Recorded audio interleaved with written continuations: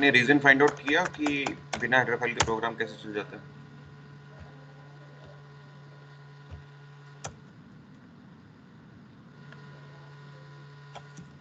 I'm declaring character data type as a char. Now I'm given any variable a. किसी भी character variable को हम कैसे initialise करते हैं? सिंगल इन्वर्टेड कॉमा और उसके अंदर हम कोई भी कैरेक्टर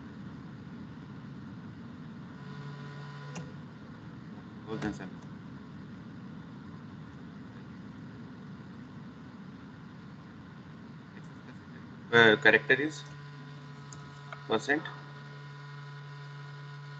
क्या होता है? सी कॉमा सी एच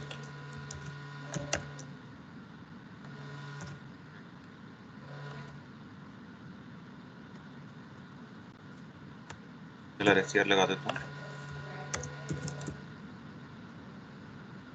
हम run from control F9। Output क्या आनी चाहिए? ए आना चाहिए। ठीक है, अगर इसको %c से प्रिंट करा रहे हो तो आपका कैरेक्टर प्रिंट होगा। अगर सपोज मैं यहाँ पे एक्सेस स्पेसिफायर %d ले लेता हूँ तो अब क्या आंसर आएगा? 65। उसकी वो स्काई वैल्यू प्रिंट करेगा 65। स्काईज वैल्यू क्लियर थी बेटा? Yes sir. रिवर्स भी कर सकता हूँ मैं यहाँ पे। अगर मैंने 65 दे दिया, अगर मैं यहाँ पे %c से प्रिंट करा रहा हूँ तो क्या प्रिंट होगा? कैरेक्टर कैपिटल ए, बिकॉज 65 के कॉरेस्पॉन्डिंग उसका कैरेक्टर स्काई कोड क्या है? Capital A. ठीक है, यहाँ तक क्लियर है बेटा? सर वो कैपिटल ए की जगह स्मॉल ए कराना हो तो फिर? स्मॉल ए देना तो स्मॉल ए दे दो, वो भी देंगे सिंगल इन्वर्टेड कॉमा में। इसकी स्काई वैल्यू जाननी हो तो यहाँ पे %d कर दो, control F9, it's 97। Okay sir. ठीक है, कोई भी स्पेशल कैरेक्टर देना, सपोज आपको डॉलर की पता करनी है कि what is the sky value for dollar, dollar लिख के कंट्रोल F9 कर दो, इट्स 36। राइट, हमने जो रेंज पढ़ी थी दैट इज फ्रॉम, कितनी रेंज थी कैरेक्टर की? +128 टू 0 to 250। साइंड के लिए, साइंड के लिए 128 से लेके -127 तक। This is for the signed character. Unsigned के लिए क्या थी? 0 to 255। 55 for unsigned.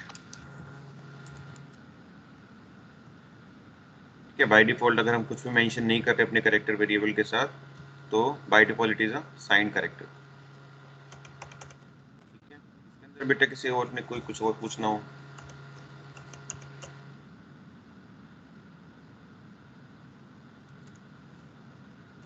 यहाँ तक किसी ने और पूछना कुछ? सर इसके पहले क्लास का वीडियो कैसे मिलेगा यूट्यूब से।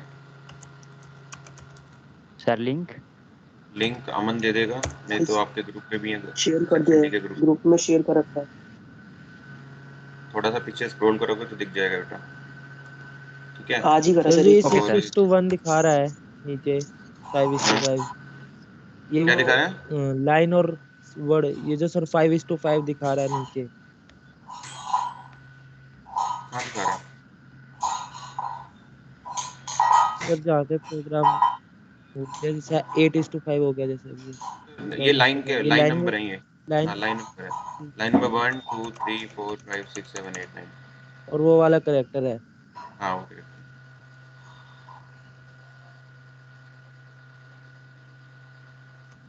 एक बात ध्यान रखना, जब भी कोई वेरिएबल डिक्लेयर करते हो, सपोज मैंने लिखा है यहाँ पे इंटीजर, और इंटीजर में मैंने अगर ए वेरिएबल ले लिया तो सेम नेम से मैं दोबारा एक वेरिएबल और डिक्लेयर नहीं कर सकता। यहाँ पे तो मैंने यहाँ पे लिखा int a is equal to 78, तो यहाँ पे एरर देगा। Multiple declaration of a, same variable की सेम नेम से हम डिक्लेरेशन नहीं कर सकते विद इन अ ब्लॉक। इस ब्लॉक के अंदर मैं इसको सेम नेम से रिप्रेजेंट नहीं कर सकता, ठीक है। हाँ, अगर मैंने ये लिखा तो दैट इज वैलिड।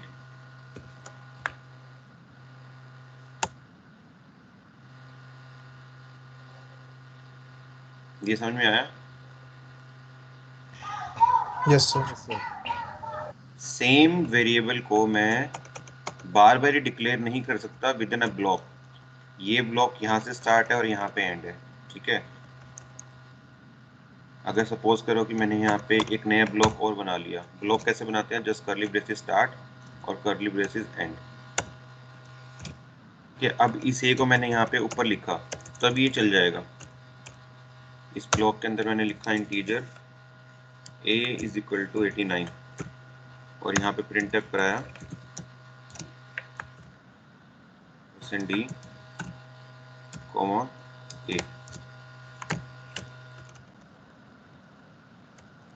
इस ब्लॉक के बाहर मैंने एक और प्रिंट एफ स्टेटमेंट लिखी %a, ठीक है। ये मेरा एक सेपरेट ब्लॉक है, this is my separate block. ये ब्लॉक यहाँ से स्टार्ट है, यहाँ पे एंड है। तो within a same block में सेम वेरिएबल को इनिशियलाइज नहीं करा सकता, लेकिन अदर ब्लॉक के अंदर मैं इसको सेम नेम से यूज कर सकता हूँ। अब इसको देखो, इसके आउटपुट क्या आएगी? कंट्रोल F9, क्लियर स्क्रीन लगा देता हूँ ताकि इसको आप इजीली रिकॉग्नाइज कर सको।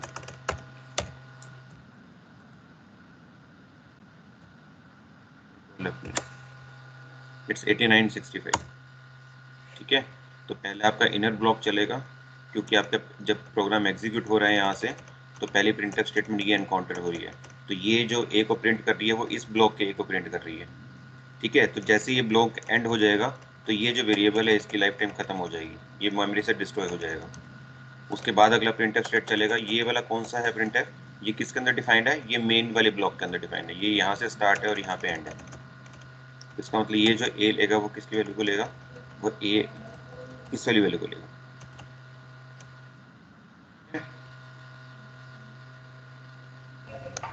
सर वो कल आप कह रहे थे कि क्लियर स्क्रीन हमेशा पहले वेरिएबल के बाद लिखते हैं, उसका कोई रीज़न होता है? रीजन तो नहीं है बेटा, अगर पहले इसको यहाँ पे पहले डिक्लेयर कर दोगे और उसके बाद वेरिएबल डिक्लेयर करोगे तो पहले क्लियर स्क्रीन एग्जीक्यूट हो जाएगा फंक्शन, ठीक है। वो कंपाइलर ने इसको प्रोविडेड किया हुआ है कि इसको बाद में ही लिखना है, क्योंकि जो आप पहले वैल्यू दोगे वो रीज हो जाएगी।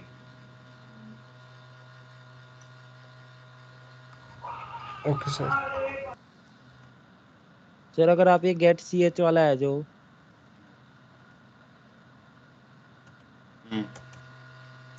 इस वाले को उस वाले के अंदर रख देते हो, जो ये एक और बना रखा है आपने इंट वाला, इंट a इक्वल टू 89, तो अब स्क्रीन रुकेगी कि नहीं? हाँ यस सर। यहाँ पे लिखूँ? नहीं सर, उस पे ही अंदर उसके, यहाँ पे सर रुकेगी कि नहीं फिर सर? देख लेते हैं।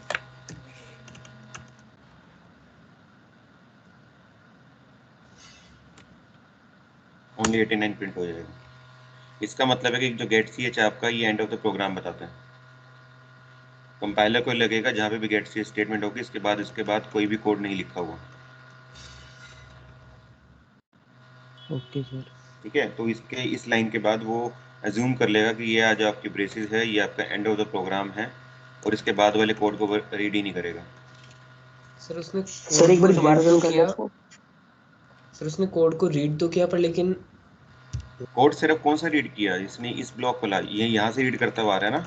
सर 89 के बाद उसने कोड रीड किया, पर लेकिन उसके बाद ए प्रिंट हो भी गया, पर स्क्रीन रुकी नहीं। अगर आप यूजर स्क्रीन में जाके देखोगे तो 89 और यस सर, 65 ये दोनों होगा। 89 ही तो है। 65 सर क्यों पहले नहीं आया? 65 भी आया था। कहाँ है 65? 89 ही तो आ रहा है स्टार्टिंग से। तो शायद से एंटर दबाने के बाद आ गया था वो एकदम से। हाँ है, एंटर दबाया। सर हम कैच नहीं कर पाए, वो एकदम से चली गई ना स्क्रीन को। ये ले दोबारा कर लेता हूँ। गेट सी एच को कंपाइलर अज्यूम करता है this is the end of the statement. यहाँ से प्रोग्राम आपका एंड, उसके बाद वाले कोई भी लाइन वो रीड ही नहीं करेगा। ये प्रिंटफ स्टेटमेंट चलेगी ही नहीं।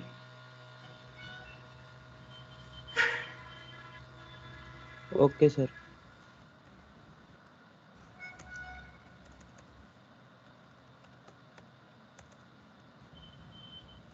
एक चीज और देखो यहाँ पे,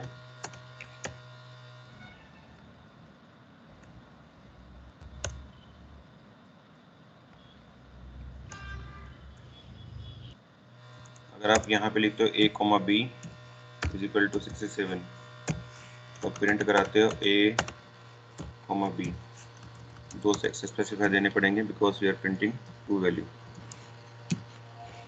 अब क्या आंसर आएगा? सर ए को वो नहीं किया, ए को कोई वैल्यू नहीं दी तो एरर आएगा। एरर नहीं आता है बेटा, उसको कुछ एरर नहीं आएगा सर, गार्बेज वैल्यू मिल जाती है उसको कुछ। Yes yes exactly. सी ये गार्बेज वैल्यू कोई भी रैंडम वैल्यू हो सकती है, हाँ, फिर वो कुछ कोई भी वो रैंडम होता वैल्यू है। होती है बेटा। जैसे 67 तो आपका एस्टिस प्रिंट हो गया, ओ सॉरी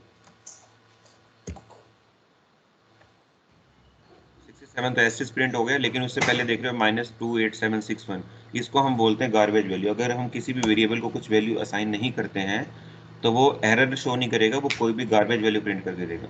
गार्बेज वैल्यू होती है random value between the range of your integer character. Sir program code में कोई गलती नहीं है ना, सिंटैक्स एरर नहीं है कोई, तो रन नहीं कर नहीं हाँ हाँ, रन तो कर ही प्रोग्राम जाएगा। रन कर रहा है, लेकिन रन टाइम पे वो कंपाइलर ऑटोमेटिकली अपने तरफ से उसको कोई वैल्यू असाइन करके दे रहा है, and that is a random value, उसको हम गार्बेज वैल्यू बोलते हैं। ठीक है, अगर यहाँ पे आपको मल्टीपल इनिशियलाइजेशन करनी है तो you can do by using the comma. अगर यहाँ पे कॉमा नहीं लगाओगे और ये लिख दोगे तो यहाँ पे आपका एरर आ जाएगा। तो दो वेरिएबल को आप सेपरेट करोगे by the comma operator. Now it will print 45 and 65। 45 ठीक है, 67। दोबारा करोगे? नहीं सर। Okay sir. एक चीज और देखो, अगर यहाँ पे मल्टीपल इनिशियलाइजेशन कर देते हो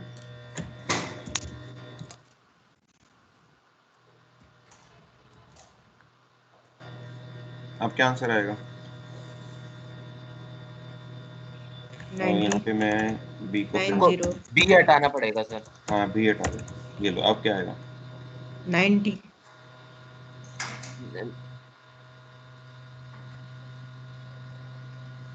एरर आएगा यहाँ पे, declaration multiple termination incorrect. Sir multiple initialisation हो गई सर। हाँ नहीं, इसको बेटा मल्टीपल तो हम कर सकते हैं, लेकिन मेक श्योर कि जब भी आप मल्टीपल इनिशियलाइजेशन करते हो तो उसका जो सिंटैक्स है उसको आप ब्रेसेस में लिखते हो,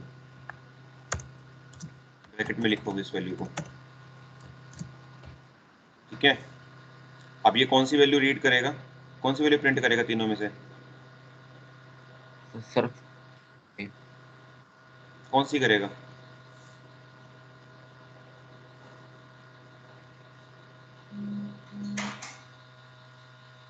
सर बताओ। तीनों करनी चाहिए, एरे की तरह बन गया है। नहीं सर, एरे एरे नहीं ऐसे होता डिक्लेयर नहीं सर, होता। एरे ऐसे Array- इनिशियलाइज नहीं करते। तो कौन सी वैल्यू लेगा बताओ?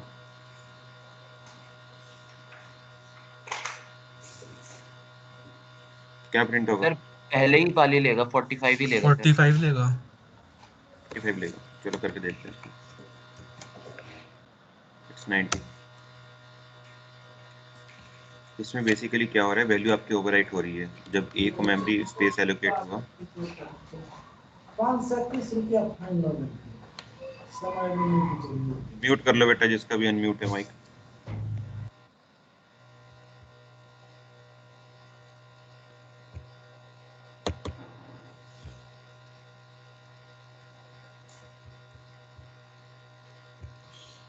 जैसे हमने लिखा वहां पे इंटीजर ए, जैसे ही इंटीजर ए आएगा तो ए को मेमोरी के अंदर स्पेस मिल जाएगा। This is your memory and this is your block ए। उसके बाद आप वैल्यू को इनिशियलाइज करना स्टार्ट कर रहे हो। पहले आपने लिखा 45, okay 45 is to be inserted here. Next आपकी कॉमा डाल के आपने वैल्यू लिख के सपोज 70। अब ये 70 वैल्यू दोबारा से इसको इनिशियलाइज होगी, इसको ओवरराइट कर जाएगा 70। नेक्स्ट आपने वैल्यू लिखी 90। अब 90 वैल्यू दोबारा से इसको इनिशियलाइज होगी ए वेरिएबल को, तो 70 को वो ओवरराइट कर जाएगी। सो लास्ट प्रेजेंट वैल्यू कौन सी है ए के अंदर, जब हम नेक्स्ट स्टेटमेंट प्रिंट कर रहे हैं यहाँ पे 90 प्रिंट होगी सर। 90, तो जो लास्ट ओवरराइटेड वैल्यू है that is to be printed, right? ठीक है सर। ओके, अगर हम यहाँ पे कोई नेगेटिव रेंज भी दे देते हैं नंबर को, कैरेक्टर्स में हमने रेंज पढ़ी थी,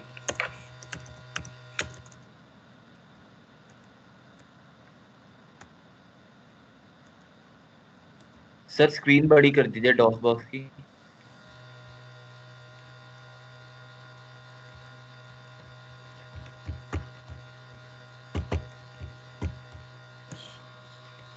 सर ऑल्ट एंटर से हो जाता है शायद।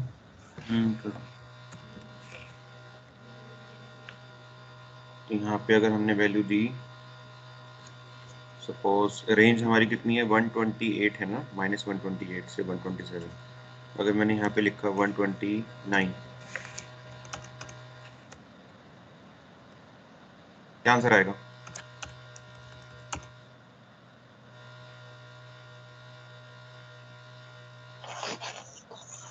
-128।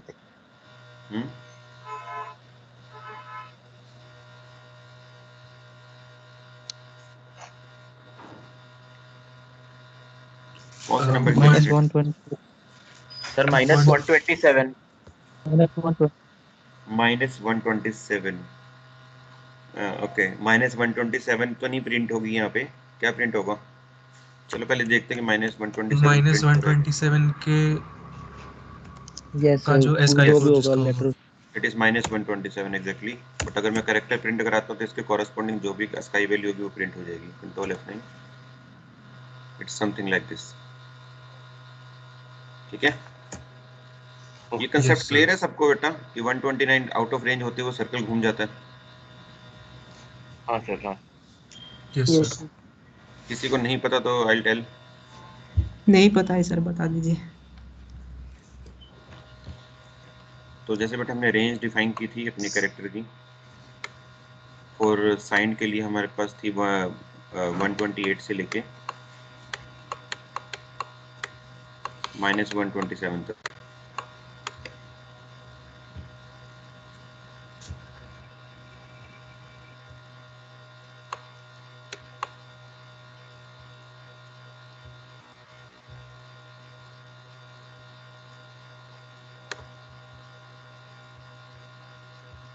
This is a range. अब इस रेंज को हम सर्कल पे कैसे रिप्रेजेंट करते हैं? The positive clockwise 0 1 2 and so on up to the last number would be your 127. Negative number को हम anti clockwise, this is -1 -2 -3 -4 and so on up to the last number would be it's -120। इस यहाँ पे minus, ठीक है। तो मैंने वहाँ पे लिखा a is equal to 129, it's positive number, तो ये काउंट करना स्टार्ट करेगा पॉजिटिव वाले साइकिल को, 0 1 2 3 एंड सो ऑन 127 तक यहाँ पे काउंट हो जाएंगे। उसके बाद कितने रह जाएंगे? 129 माइनस 127, 2 डिजिट और एक्स्ट्रा रह जाएंगे। तो चलेगा ये क्लॉकवाइज डायरेक्शन में, यहीं से चलते चलते इसको 128 करेक्टर कौन सा मिलेगा? This one. और इसकी लोकेशन पे क्या वैल्यू पड़ी हुई है? -128। इससे प्रीवियस वैल्यू कौन सी होगी? -127। और इसकी पोजीशन क्या है? 129 क्लॉकवाइज डायरेक्शन में। ठीक है, तो 129 पे क्या पड़ी हुई है value? -127। So this is to be printed with %d। और अगर %c से प्रिंट करना है तो इसके लिए जो भी स्पेशल कैरेक्टर हमारे पास होगा, जैसे उसमें लिखा है, yes, this is to be printed by using. Sir जैसे ये तो पास का नंबर है तो हमने आउटपुट निकाल लिया, अगर कोई 5, अगर सपोज a 500 है तो उसका कैसे निकालेंगे आउटपुट? उसका भी निकल जाएगा, सर्कल घूमता रहेगा। सर ये 127 का स्पेशल कैरेक्टर है, उसे NC कहते हैं ना? या NC, ANS ANC reply.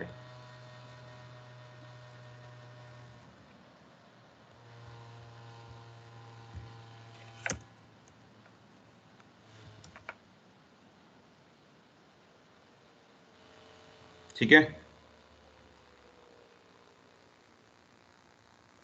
Yes sir. Hello sir. वो सर्कल में घूमता रहेगा बेटा, जो भी उसको लास्ट में एनकाउंटर होगा इसके पोजीशन पे कैरेक्टर, वो उसको प्रिंट कर देगा। सर एनसी तो सर कोई फॉर्मूला नहीं होगा इसके लिए कि जिससे हम डायरेक्ट फाइंड कर सकें? किस चीज का बेटा? Yes. नहीं बेटे, इतनी सारी स्काई वैल्यू है कीबोर्ड पे, इतने 255 वैल्यूज को याद रखना बहुत मुश्किल है। ये आप डाल के दे सकते हो इसमें। इसके लिए मैं अगर प्रोग्राम बनाना चाहूँ तो आप यूजर से इनपुट लेके कर सकते हो। printf enter any value,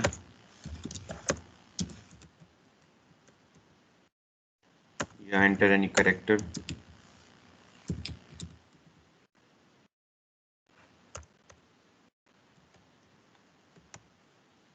scanf ये मैंने आपको नहीं कराया है, इसलिए इसको भी थोड़ा सा इग्नोर करना। स्कैनफ बेसिकली हम यूजर से इनपुट लेने के सर लिए यूज जैसे करते हैं। अगर हम %d लेते हैं तो वो वाली वैल्यू निकालने के लिए कोई ना कोई तो फॉर्मूला होगा ही। %d लेते हैं? हाँ हाँ बेटा, मैं वही कह रहा हूँ, अनसाई जो एक स्टैंडर्ड ऑर्गेनाइजेशन है जिन्होंने स्काई कोड सेट किया है, वो उसका कोई ऐसी फॉर्मूला नहीं है। वो चीज़ आप सिर्फ याद कर सकते हो या उसको प्रोग्रामिंग के थ्रू उसको समझ सकते हो। जैसे कि सपोज मैं इसी का प्रोग्राम बना रहा हूँ कि अगर किसी भी करेक्टर की आपको अनसाई वैल्यू चेक करनी हो, स्काई वैल्यू चेक करनी हो, तो वो कैसे कर सकते हो?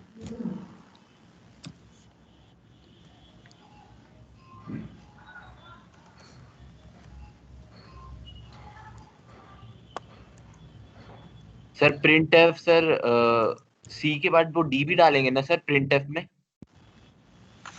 Comma D. %, रहेगा। हाँ d% सर। %, सिंबल बोलते हैं।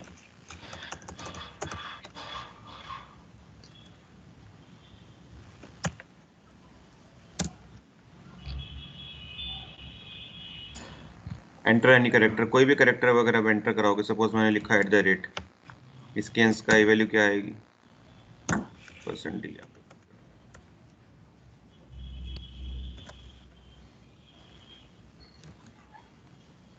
साइन है, इसकी जो वैल्यू है दैट इज -113। ऐसे अगर आप कोई और करेक्टर प्रिंट कराना चाहो, किसी और के बारे में जानना चाहते हो, बताओ किसकी पता करनी है आपको? स्टार का।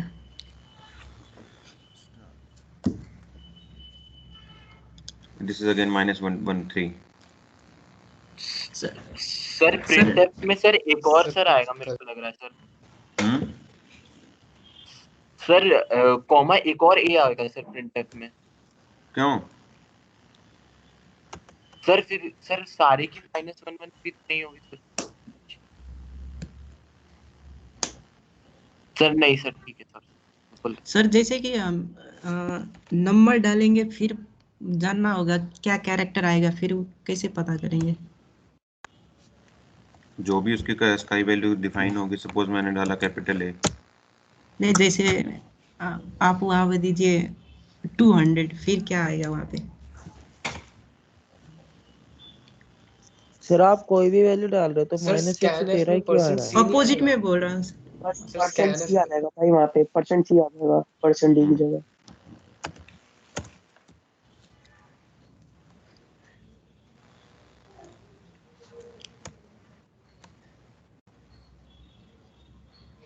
स्टार की दोबारा चेक करते हैं क्या है। It's 42। बोले अपने बोला 200। It's 50। 50 आ रहा है। ठीक है, क्योंकि स्कैनर पे %c, क्योंकि आप कोई भी करेक्टर मांग रहे हो, बिकॉज ए को आपने as a character variable declare किया हुआ है, और जो भी आप वेरिएबल सर अगर हम यूजर से हाँ कैरेक्टर A, B, C लिख दे, जैसे 59, 60, 70 और उसको करवाए तो क्या होगा फिर? ये हिट एंड ट्रायल बेटा अपने सिस्टम पे करके देखना, ठीक है?